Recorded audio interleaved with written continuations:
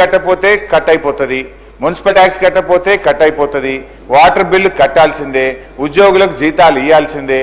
ఇప్పుడు 2 ఏళ్ళు 15 నెలలు 2 ఏళ్ళు ఒక్కసారి వరుసగా బిల్లులు రాకపోతే అధ్యక్ష కాలేజీలన్నీ కూడా ఆగమైపోయేటువంటి పరిస్థితి.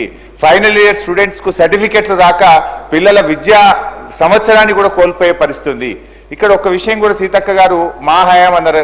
యాక్చువల్లీ నేను కూడా ఫైనాన్స్ మినిస్టర్గా పనిచేసిన అధ్యక్ష. మాకేముంటుండే అంటే అధ్యక్ష, ఈ రైతు బంధు జూన్ జూలైలో ఒక 7,000 కోట్లు ఇచ్చేవాళ్ళం, నవంబర్ డిసెంబర్లో 2వ విడత రైతు బంధు 7,000 కోట్లు ఇచ్చేవాళ్ళం. ఎప్పుడైనా నేను కూడా డిసెంబర్లో మీటింగ్ పెట్టి జనవరి, ఫిబ్రవరి, మార్చ్ ఈ 3 నెలల్లో ఫీజు రియంబర్స్మెంట్ ఇచ్చేవాళ్ళం. ఎందుకంటే 2 సార్లు రైతు బంధు పోయినప్పుడు ఫైనాన్స్ మీద కొంత ఒత్తిడి ఉండేది. 2వ విడత రైతు బంధు అయిపోయిన తర్వాత జనవరి, ఫిబ్రవరి, మార్చి నెలల్లో ఎప్పుడైనా ఫీజు రియంబర్స్మెంట్ ఇద్దాం. మీరు వచ్చారు, అప్పుడు ఎగ్జాక్ట్గా అదే టైంలో మీ గవర్నమెంట్ వచ్చింది. కానీ పోయిన జనవరి, ఫిబ్రవరి, మార్చిలో ₹1 కూడా ఇవ్వకపోవడం వల్ల ఇవాళ ఇది పేరుకుపోయిన పరిస్థితి ఏర్పడ్డది.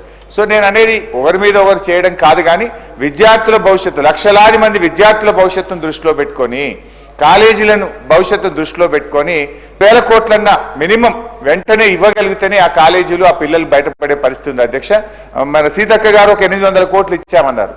ఇవన్నీ కూడా కేంద్ర ప్రభుత్వం నుంచి ఎస్సీ ఎస్టీ కాంపోనెంట్ కింద ఢిల్లీ నుంచి ఏవైతే డబ్బులు వచ్చినాయో అంతవరకు పాస్ ఆన్ చేసిండ్రు. రాష్ట్ర ప్రభుత్వం నుంచి మాత్రం నిధులు విడుదల చేయడం లేదు. మీరు బడ్జెట్లో పెట్టారు,